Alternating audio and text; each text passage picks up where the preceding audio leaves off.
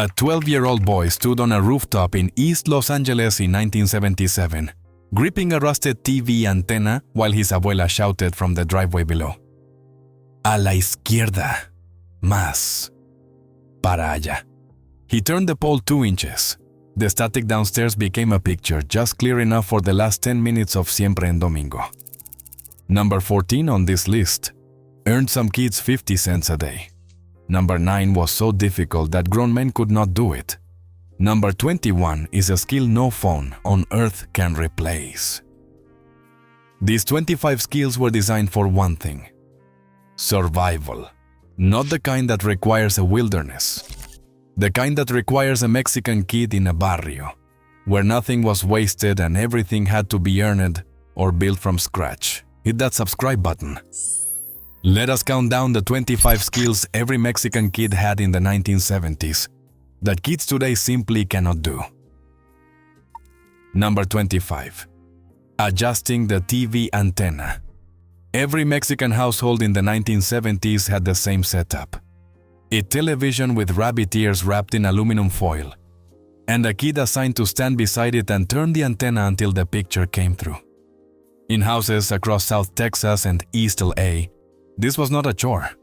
It was a job title. The kid who could get the clearest signal was treated like an engineer. Some families had rooftop antennas that required someone to climb up with a wrench, while another person watched the screen and relayed instructions through an open window. You learned to read the static the way a mechanic reads an engine. A horizontal line meant the antenna was close. Snow meant it was way off. The entire operation could take 20 minutes for a single channel. And when the wind shifted or a truck drove past, the picture scrambled. And the whole process started over. There was no remote control. There was no cable box. There was a 12-year-old standing on a chair with tin foil in one hand and hope in the other. And that kid did it again every single night without complaint. Number 24. Making tortillas by hand. In a kitchen in San Antonio in 1974, a girl named Lupita stood on a wooden crate so she could reach the counter. Her abuela placed a ball of masa in her hands and showed her how to press it flat between her palms. Not too thick, not too thin. The sound was a soft clap, over and over, like a heartbeat. By the time Lupita was 10, she could make 40 tortillas before school. The skill required more than just technique. It required rhythm and hand feel. The press, the turn, the toss onto the comal. A good tortilla maker worked by feel, not measurement. The dough had to be the right moisture. The comal had to be the right heat. And the flip had to happen at the exact second the first brown spots appeared. Factories eventually replaced handmade tortillas with machine-pressed versions. But anyone who grew up with the real thing can still taste the difference. Number 23. Translating for your parents. This was not a skill anyone taught you. It was a skill the world forced on you. By the age of 7 or 8, Mexican kids in the 1970s were standing in line at the gas company, the doctor's office, and the school front desk, translating conversations that no child should have had to carry. They explained utility bills. They negotiated payment plans. They interpreted medical diagnoses for mothers and fathers who understood every word of love and discipline in Spanish but could not navigate an English form. According to research, an estimated 11 million children in the United States have served as language brokers for their families. In the barrios of Texas and California in the 1970s, it was not called language brokering. It was called Tuesday. These kids grew up fast. They learned vocabulary that most adults never use, and they carried the weight of their family's survival on their small shoulders without ever being asked if they were ready. Number 22. Spinning a trompo. The trompo was a simple wooden top with a metal tip and a length of string. Simple to describe. Nearly impossible to master on the first try. The trick was in the winding. You wrapped the string tight from the metal point upward, held the trompo in your palm, and launched it with a snap of the wrist. A good throw sent it spinning for 30 seconds or more. A bad throw sent it skittering across the concrete and into the street where you had to chase it before a car ran it over. In the barrios of the Rio Grande Valley, trompo competitions were serious business. Kids would draw a circle in the dirt and try to knock each other's tops out of the ring, the same way kids played marbles. A trompo cost about 25 cents at the tiendita, and some kids had collections of 5 or 6, each one worn smooth from use. The best players could catch a spinning trompo on the palm of their hand and transfer it to the back of their wrist without breaking the spin. That was a move that took months to learn. It earned you respect on every block in the neighborhood. Number 21. Grinding in the molcajete. A molcajete is a stone mortar carved from volcanic rock. It has been used in Mexican kitchens for centuries, passed down from generation to generation. In the 1970s, every abuela had one, and every grandchild was expected to learn how to use it. The technique was not intuitive. You had to hold the tejolote at the right angle and grind in a circular motion, pressing the chiles and garlic and tomatoes against the rough stone until they broke down into a salsa. No blender could replicate. The Aztecs invented this tool, and in kitchens across the Southwest in 1977, children were still using it the same way. The molcajete was heavy, and the grinding was slow. The salsa it produced had a texture and depth of flavor that came from the stone itself. Some families still have theirs, cracked and chipped, sitting on the same counter where it sat those days. Number 20. Hand washing clothes on the washboard. Before there was a washing machine in the house, there was a cement lavadero in the backyard. A washboard built into a concrete basin, with a faucet that sometimes worked and sometimes did not. Every Mexican kid in the 1970s knew how to scrub clothes against that ridged surface with a bar of zote soap until the stains came out. The process was simple but brutal on your hands. Soak, scrub, rinse, wring, hang on the tendedero to dry in the sun. In the colonias along the Texas border, families washed everything this way. Shirts, pants, bed sheets, church clothes. The kids who did this chore every Saturday morning had 4 arms that could rival any athlete, and they could spot a stain from across the room. It was not glamorous work, but it was honest. And every kid who stood at that lavadero learned something about effort that no machine can teach. Number 19. Building a resortera.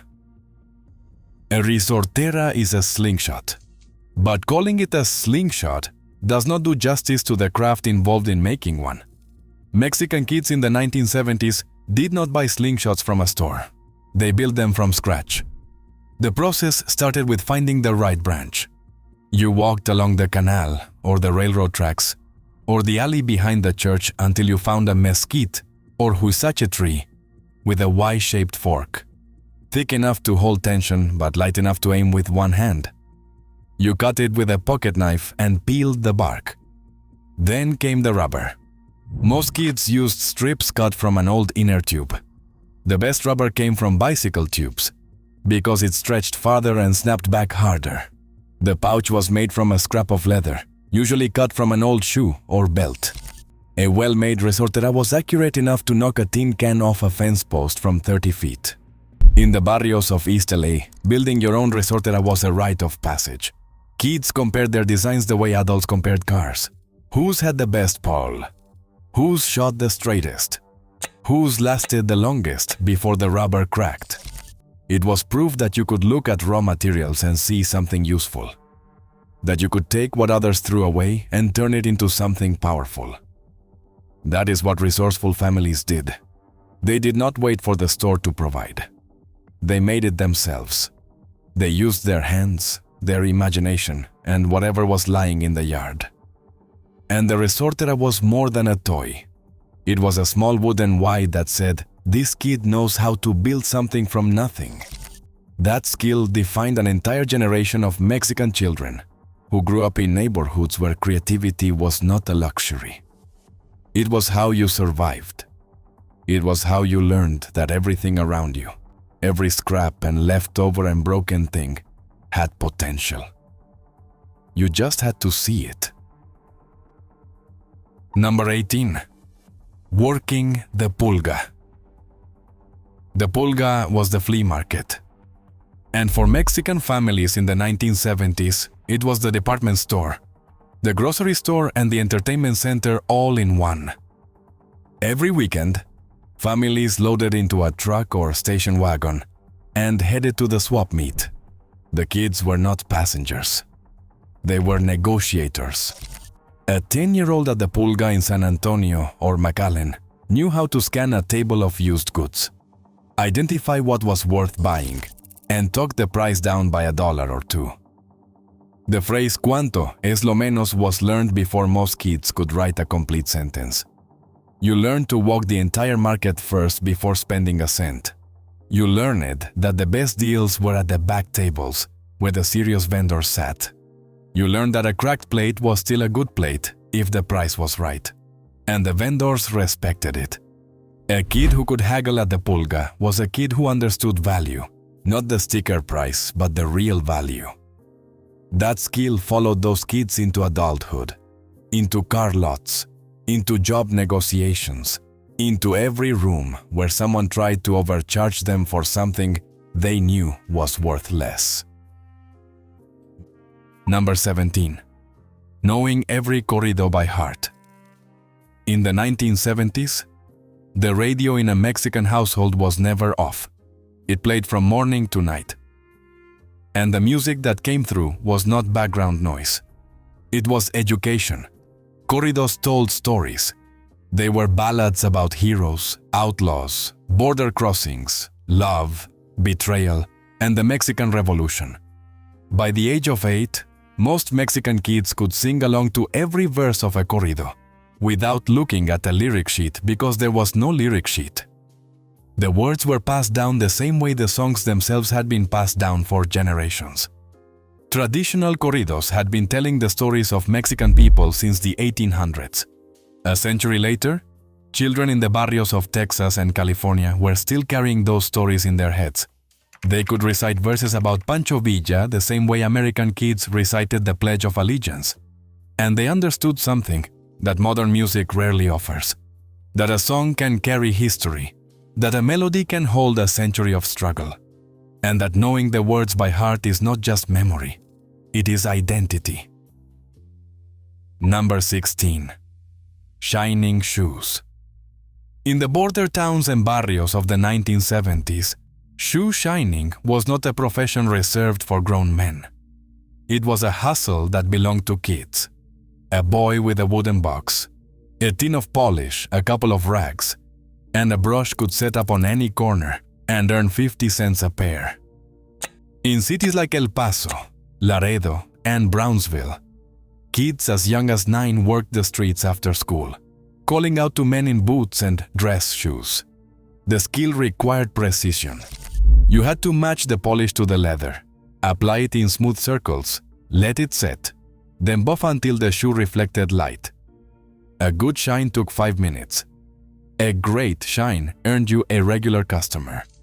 And in families where every cent counted, those quarters added up. It was not child labor the way people define it today. It was a kid contributing to a household that needed every hand. Number 15. Dancing cumbia. Nobody sat down when the cumbia came on. That was the rule. In the 1970s, cumbia was the heartbeat of every Mexican party, every wedding, every quinceañera, every backyard gathering where someone plugged in a speaker and someone else brought the carne asada. The basic step was simple: a shuffle to the right, a shuffle to the left, the hips moving in a way that looked effortless but required years of practice. Mexican kids learned cumbia the way they learned to walk, by watching, by standing on their mother's feet at the age of 3 or 4, by being pulled onto the dance floor by a tia who would not take no for an answer. The music itself had traveled thousands of miles. Cumbia was born in Colombia, crossed into Mexico, and by the 1970s, it had become the sound of every Mexican celebration in the Southwest. Cumbia sonidera emerged in urban neighborhoods during those years, where sonideros set up massive speakers at street parties and the whole block became a dance floor. Kids danced on driveways, in living rooms with the furniture pushed to the walls, and in church halls where the floor was so polished you could see your reflection. The kids who grew up dancing cumbia did not need lessons. They had something better. They had family, and that family would not let you sit still when the music was playing. So you learned, step by step, generation after generation. The rhythm became part of you the same way the language did. And decades later, when a cumbia comes on at a party, those same kids, now grandparents themselves, still get up because the body remembers what the mind might forget. Number 14. Ironing a guayabera. A guayabera has pleats, and pleats require skill. In the 1970s, ironing was not optional in a Mexican household. It was expected. Church clothes had to be pressed, and school uniforms had to be crisp. A guayabera had to look like it came straight from the store, even if it was 3 years old. The iron was heavy, usually a hand-me-down from a tia, or picked up at the pulga for $2. The starch was homemade, mixed from cornstarch and water in a spray bottle. The kid assigned to ironing duty learned fast that a wrinkle in a guayabera was the same as a wrinkle in your family's reputation. You started with the back panel, then the front, then the sleeves, and then, carefully, the pleats. Each one had to be sharp enough to cast a shadow. The collar had to be flat. If you burned the fabric, you did not just ruin a shirt. You ruined your Sunday. That iron taught discipline. It taught patience. And it taught you that how you present yourself to the world matters, even if the shirt cost $3 at a second-hand store. Number 13. Making a papalote from newspaper. A papalote is a kite. In the barrios of the 1970s, nobody went to a store to buy one. You made it. The frame was 2 sticks tied in a cross with string. The body was old newspaper, or a plastic bag from the grocery store. The tail was strips of torn cloth or ribbon from your mother's sewing box. The whole thing cost nothing, and on a windy afternoon in the Rio Grande Valley, it could fly as high as any store-bought kite. The skill was in the balance. Too much tail and it would not lift. Too little and it would spiral into the ground. Getting it right was a process of trial and error that could take an entire afternoon. You would launch it, watch it crash, adjust the tail, and try again. Some kids added a razor blade to the string and tried to cut other kites out of the sky, a tradition that came straight from Mexico. But when that papalote finally caught the wind and rose above the rooftops, every kid on the block stopped to watch. Because that was proof that you could take trash and turn it into something beautiful, something that flew. Number 12. Starting a lawnmower engine. Every Mexican kid knew the sound. The pull, the sputter, the silence, and then the pull again. Starting a lawnmower in the 1970s was not a one-step process. It required priming the engine, adjusting the choke, gripping the cord, and pulling with everything you had. Sometimes it took 3 pulls. Sometimes it took 30. The lawnmowers in most barrio garages were second-hand machines, held together with duct tape and determination. Often a Briggs & Stratton engine from 1964 had been rebuilt twice and still leaked oil onto the driveway. The kid who could start one on the first pull was treated like a mechanic. In South Texas, cutting grass was one of the most common ways a kid could earn money during the summer. They charged $5 a yard, $10 if the yard was big. Some kids had roots, the same way newspaper boys had roots. They mowed the same lawns every week, collected their money on Friday, and handed most of it to their mother before keeping $1 for themselves. And the faster you got that engine running, the more yards you could hit before sundown. Number 10. Identifying every car by sound. In the barrio, you did not need to look out the window to know who was coming down the street. You listened. Every car had a sound. The rattle of Don Refugio's pickup truck. The low rumble of the neighbor's Impala with the cracked muffler. The high-pitched whine of the mail truck that came at the same time every afternoon. Mexican kids in the 1970s could identify a vehicle by its engine noise, the same way a birdwatcher identifies a sparrow by its song. You knew the paletero's cart by the bell. You knew the elotero by the whistle. When your father's car pulled into the driveway after work, you knew exactly how much time you had to turn off the television, finish what you were doing, and look busy before the front door opened. Some kids could even tell by the speed of the engine whether their father was in a good mood or a bad one. A slow roll meant everything was fine. A fast pull meant someone was about to get a talking to. It was a survival skill disguised as a game. And every kid in the neighborhood had it. Number 9. Catching fireflies in a jar. On summer nights in the barrios of Texas, the air came alive with small flashing lights, fireflies, luciérnagas, and every Mexican kid knew how to catch them.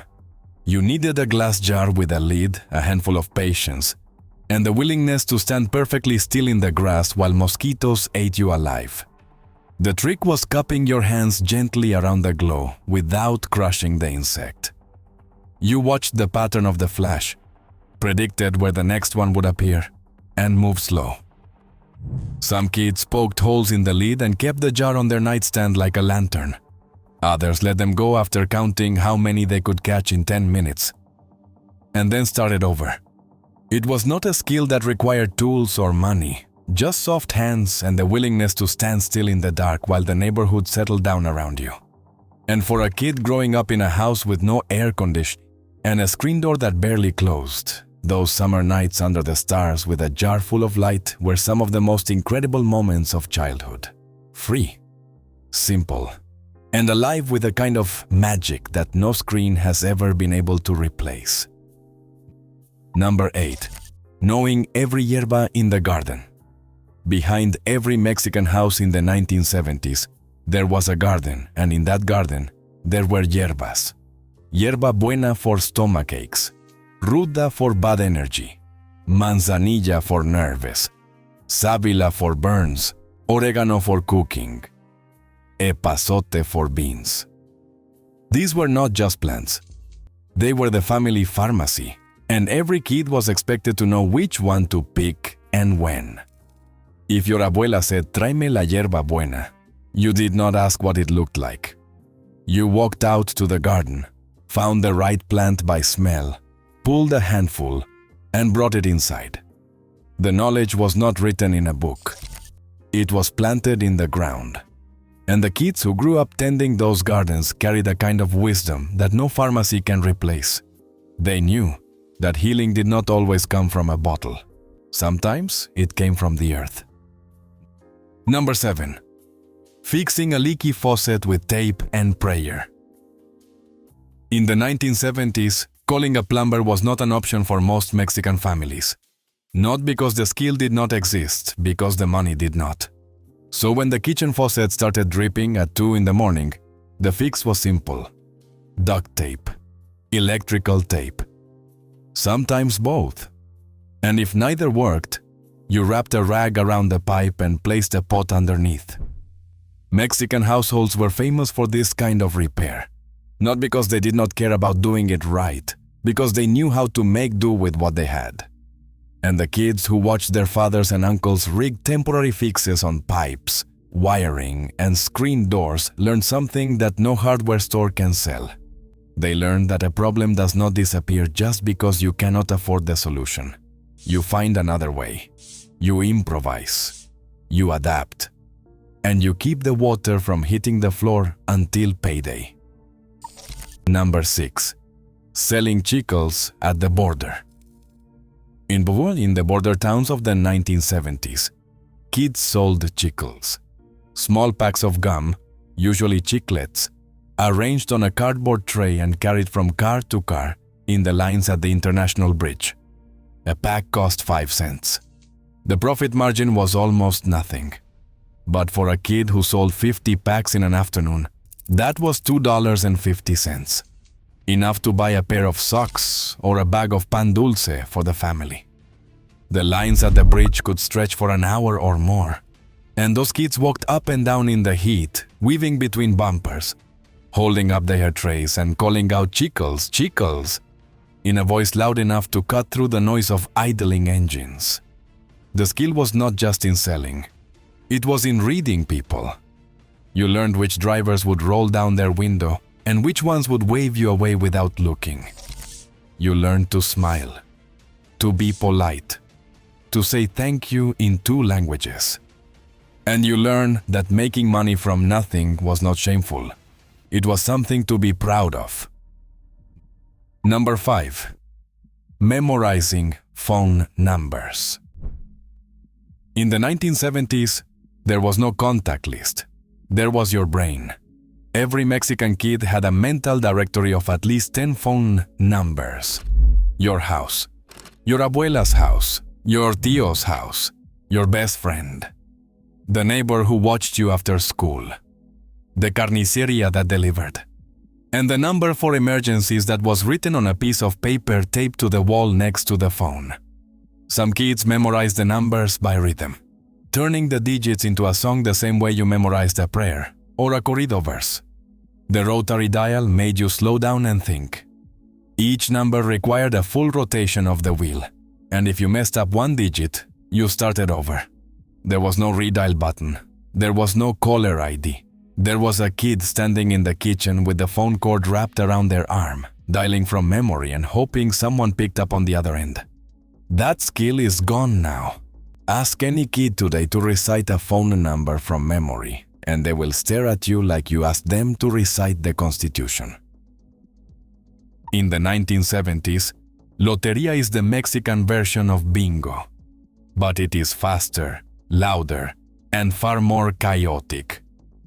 The caller shouted out the cards by their nicknames: El Borracho, La Sirena, El Catrín, El Sol, La Luna. The best players did not need to look at their boards. They knew the positions by feel. They slapped the bean down on the right square before the caller finished the rhyme. Kids who played lotería every week developed a kind of mental map. They could track 4 boards at once while eating a plate of tamales and arguing with a primo. That was the skill. Speed, memory, pattern recognition, and the confidence to shout lotería before anyone else at a table of 20. The prize was usually a couple of dollars or a bag of pan dulce. But the real prize was bragging rights that lasted until the next game. Number 3. Waking up to the sound of roosters. In the colonias and barrios of the 1970s, roosters were not decorative. They were alarm clocks.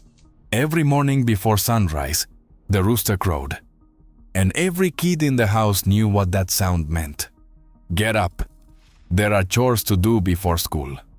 Feed the chickens, water the garden, sweep the porch. All before the school bus arrived. The rooster did not care if you were tired. It did not care if you stayed up late watching novelas through the bedroom wall. It crowed at the same time every morning, and the house moved with it. The kids who grew up with roosters in the yard developed an internal clock that still works decades later. They wake up early. They do not need an alarm. Because somewhere deep in their memory, a rooster is still crowing in a backyard in Brownsville or McAllen or East LA. And that sound meant the day was starting, whether you were ready or not. Number 2. Killing a scorpion without flinching. In South Texas, scorpions were as common as mosquitoes. They hid in shoes under beds, inside folded towels, and behind picture frames. Every Mexican kid learned the protocol early. Check your shoes before you put them on. Shake out your clothes before you dress. And if you see one on the wall, grab a chancla and hit it hard. There was no screaming. There was no calling for help. You handled it. The skill was partly about aim and partly about nerve. A scorpion moves fast, and a miss meant it disappeared into a crack where it would wait until nighttime. Some houses had so many scorpions that kids kept a chancla under the pillow like a weapon on standby. In the summer months, you could find 2 or 3 in a single week crawling across the bathroom floor or clinging to the ceiling above your bed. The kids who grew up killing scorpions learned to stay calm under pressure, to act fast without panicking, and to always check their shoes. Number 1. Making raspas from a block of ice, a block of ice, a metal scraper, and a bottle of syrup. That was all it took. In the 1970s, raspas were the ultimate summer treat in every barrio from Laredo to Los Angeles. The ice came from the ice house, usually delivered in a 25-pound block that cost 50 cents. The scraper was a handheld blade that shaved the ice into fine crystals, and the syrup was homemade: tamarindo, limon, chamoy, fresa. The kid who could shave the ice fine enough and pile it high enough without it collapsing was an artist. Some kids set up stands on the sidewalk and sold raspas for a dime. Others made them for the whole family during backyard parties. The skill required patience, steady hands, and an understanding of temperature. Too slow, and the ice melted. Too fast, and the shavings were chunky. The perfect raspa was light, fluffy, and dripping with syrup. And the kid who could make one was the most popular person on the block every summer. These skills were never written in a textbook. They were never graded. They were never rewarded with a certificate or a diploma. But every Mexican kid who grew up in the 1970s barrios of Texas, California, and the Southwest carried them like tools in a belt they never took off. Ask your parents. Ask your abuela.